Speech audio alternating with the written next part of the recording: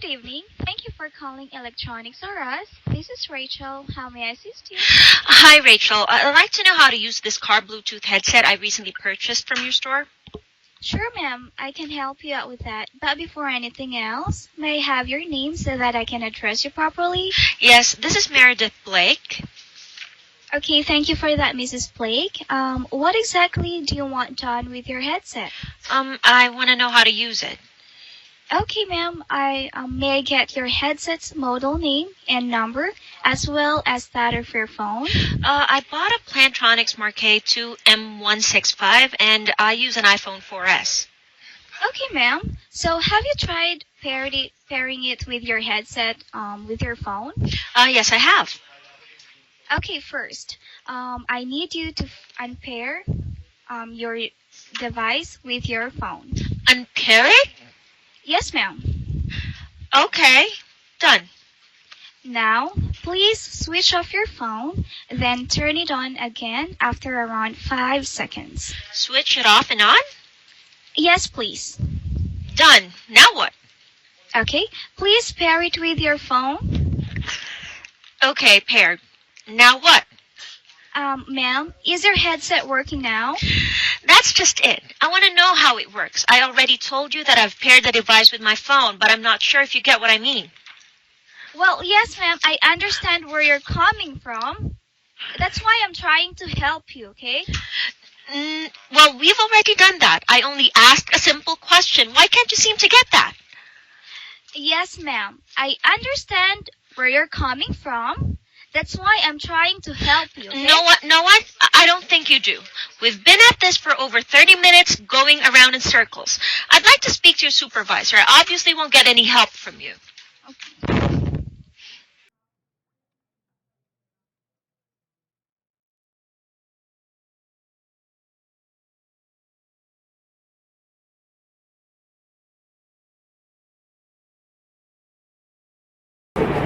During that call, the client had received a complaint from one of our customers stating that one of our agents was being rude, not being helpful to customers. So the customer was then asking for help on how to use a certain device. However, the agent was giving troubleshooting tips instead. And in fact, she wasn't even answering the customer's question. So the customer complained, and the agent sounded robotic. She was trying to read everything that was discussed, so she does not know a thing. That was the customer's complaint. The main issue here was that there was no problem with the device. If there was a problem, then that's when you troubleshoot, which was the agent was doing. So technically, she didn't listen to what the customer really wants, as if this wasn't enough. The customer said that the agent seemed to be fighting fire with fire. So she raised her voice even louder, and this really made the customer frustrated.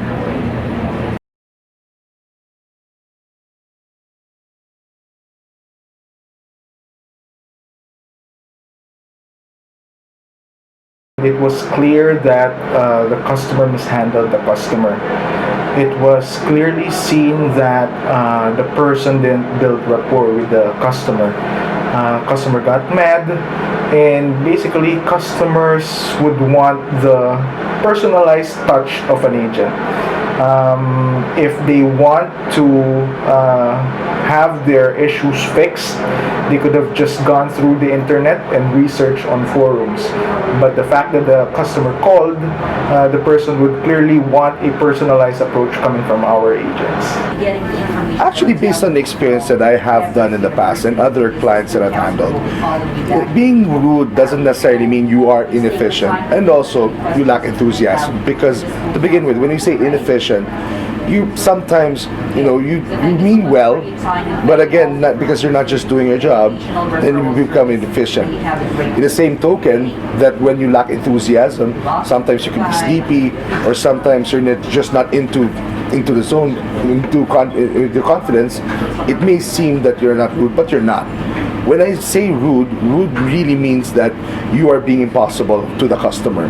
You're not trying to help them out, you're not trying to do what you're supposed to do. Now, for me, there are certain ways of being rude, but definitely it's not inefficient or being lacking of enthusiasm. For me, the fact that you are not helping and doing your job already is something that will be constituted as being rude.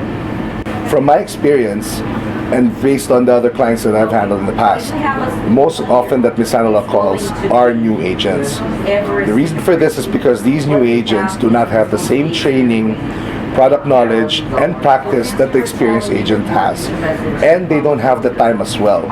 Now, if they are given that time and that learning curve to be able to adapt, then they'll be able to be at par with those experienced agents.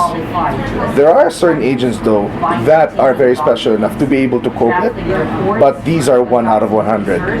But again, it's all about just being able to adapt to all the experiences that you'll be able to receive, such as training, product, and practice. And in no time, they'll be able to do so and be at par with those experienced agents.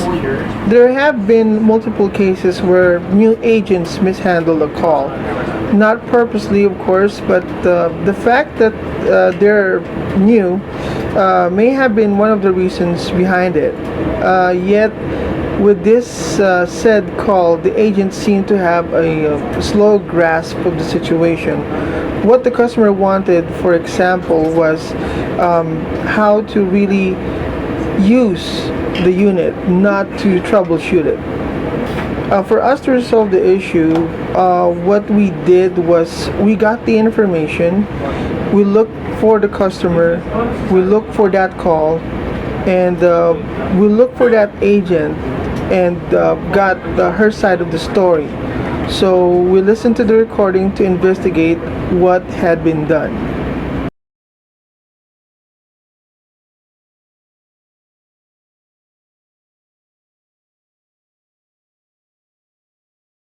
In situation like this, we do spot coaching session with the agent involving his or her immediate supervisor in operations. Upon operations and or quality department's request for situations identifying the cases habitual for the agent, we conduct refresher courses or retraining in which the trainer monitors the progress of the agent within a specific timeline.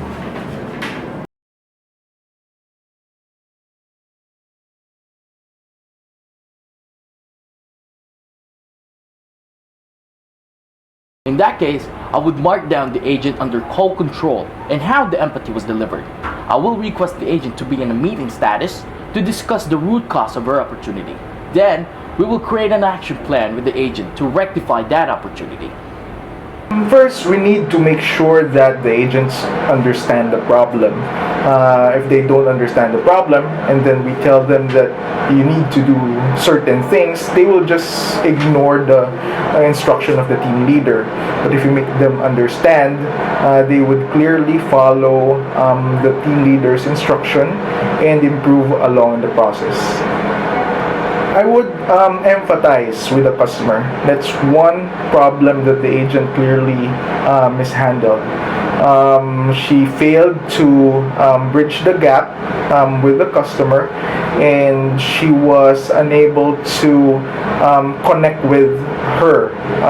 If the agent were able to talk to the person and showed the customer some level of interest on how to deal with the issue of the customer, then clearly it would have gone differently. If I were in the agent's shoes, I would use the tools that I was taught during training. I would utilize the appropriate probing questions to identify specific technical issues, and of course, check all resources and tools to resolve the issue. And in case I cannot resolve the issue at my level, I will follow proper escalation procedures. I'll let the customer vent out. I will hear the customer's concern because at this point, the customer is not open to hear any suggestion or resolution. This is important to lend an ear to your customer, be his ally, and promote partnership to your customer, and resolve whatever concern your client may have. And also, keep your composure at all times with an accepting tone. Talk slowly and construct the sentences in a non-assertive manner before responding. Now, the standard of which is we do coaching. But other than coaching, of course, we want to ensure that we practice our agents. We train them, we let them listen to calls, and to make them realize of what they've done. Now, sometimes it becomes effective, sometimes it does not. And that's why it's important for us to be able to review, retrack, and also give them recommendations is on how for them to be able to handle these calls. Now, of course, if they do it again, there's another story. We will have to do what we have to do. But again, it's about from the agent standpoint, if we really want to help the customer, we will do everything to be able to do so. We will conduct an action plan by performing call calibration, which includes the QA team, operation, and the training department to plan for the best way to keep the same opportunity from happening. Next thing that needs to be done is implementation of that plan that was discussed to the agent or the agents by means of pre-shift or post-shift huddles, posting of handouts, and individual coaching. I would also involve my team or the QA team by cascading the concern just in case same opportunity may happen on their campaigns. They would know how to handle that the same case. Well, my take on mishandled calls is that it's something that is unavoidable. It will definitely happen, but it can be avoided. Now, what are the things that we should do to avoid these? Well, number one, if we keep on practicing and we keep on retraining our agents to be able to keep them realize or make them realize what are mishandled calls, it's all about awareness. Now, if we make them aware of what mishandled calls are, then they'll be able to know and not do those calls ever again. Another thing is if we are able to coach them accordingly and make them listen to calls that they've done in the past, and that's something that they can build upon and learn from, and time will be able to give them experience to be able to not do those again.